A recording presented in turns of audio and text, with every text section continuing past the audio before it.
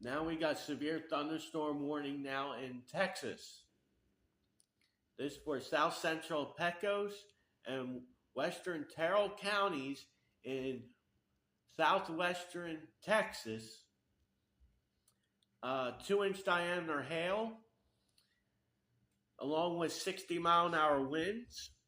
If you're in Sanderson, take cover. If you are along US 90,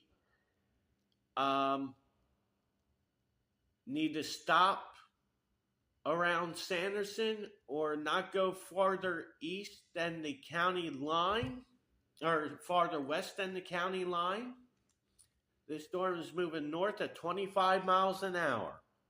I'll be back with further updates.